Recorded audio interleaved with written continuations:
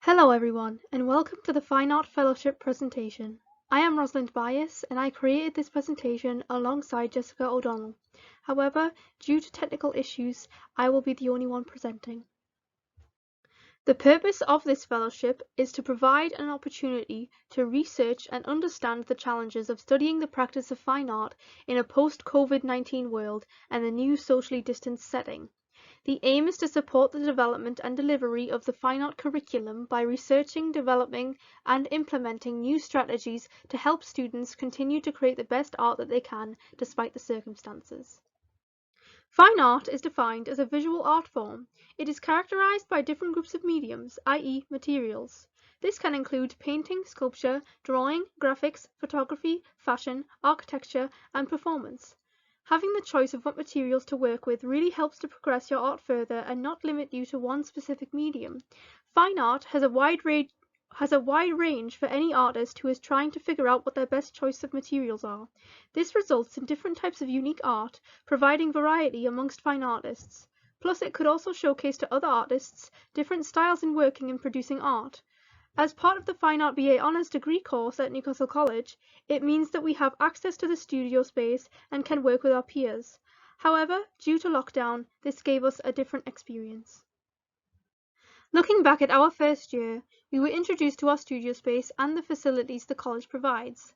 While previously working in the studio space, we had to adapt to COVID and the new rules introduced.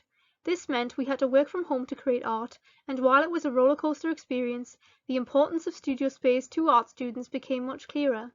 Lockdown meant we had less facilities and guidance from the tutors due to the scheduled system of online working. Working from home also meant that we couldn't collaborate with other students, whether from the same year or different year groups. COVID took away every student's course year experience, however this doesn't mean it was all negative. Of course, the studio space is very important to the students as it gives us a sense of working in a professional art space. However, lockdown gave us the experience of adapting and improvising as artists to a new setting and way of working. We had to communicate our work in a different means necessary to showcase in lectures and group critiques. Lockdown gave us time to experiment with other materials and figure out what works best in this new setting, and it also gave us the experience of working outside of the studio space. We conducted a survey asking a few fellow fine artists on our course about how lockdown has influenced their artistic practice and how they are coping with it. Most of the people surveyed now work on a smaller scale than they used to, due to the restriction of space inside their home. This could be large canvas pieces or sculptural works. For some artists, even if it has not affected their scale, they still feel limited within their workspace compared to the studio. Most people have experimented with new media such as film, photography, or making digital drawings or paintings due to the practicality and accessibility of them now that everything is being done online. I thought it was significant to mention that one person said that because of the fact they are working on screens all day, they are currently working in traditional media more often. I think that being by ourselves in our homes has opened the window for more experimentation since we are faced with the same environment and routine every day. Almost everyone surveyed tries to use objects or materials they can access within their own homes. The reasons for this could be budgets, as money may be tight for a lot of people right now, and so they want to make the most of what they have. Or it could be that they have been surrounded by the domestic for so long that they want to incorporate the found objects around them in their art. Inspiration seems to have been affected both positively and negatively.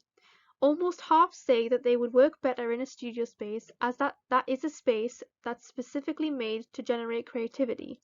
Some have found lockdown has forced them to concentrate on how seriously they are taking their work and to get better at organization, which is encouraging to hear.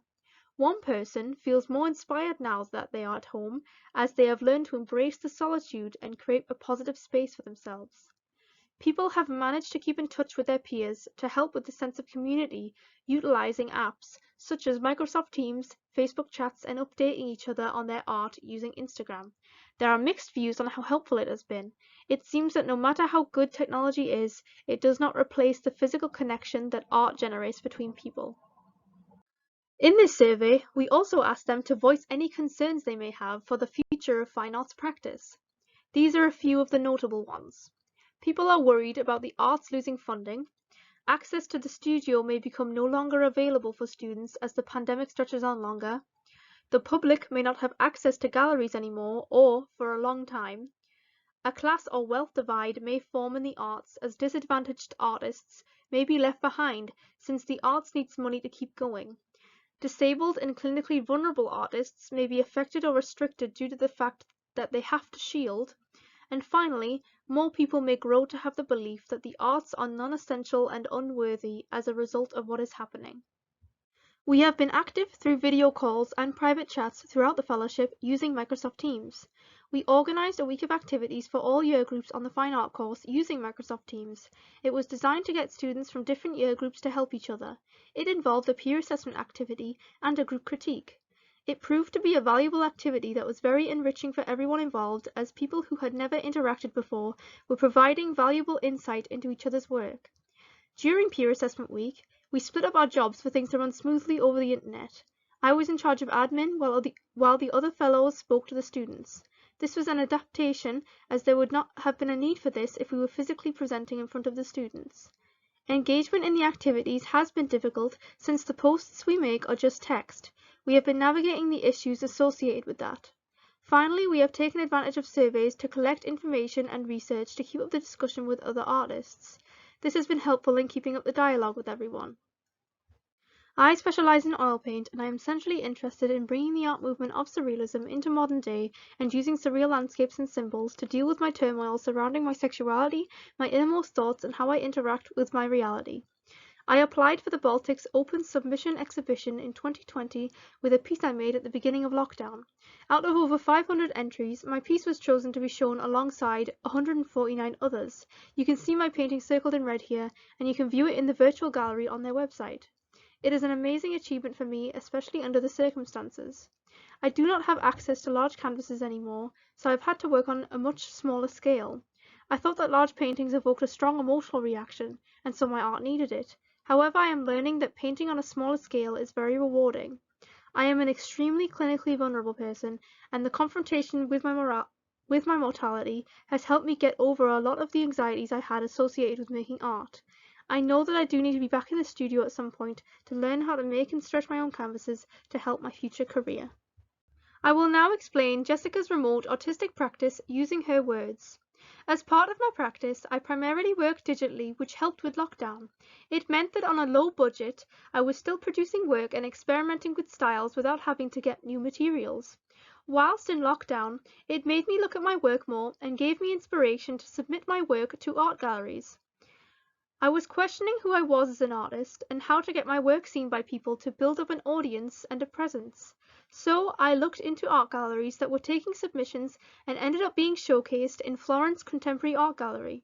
My piece, Psychedelic Brainchild, was showcased in the gallery's digital catalogue.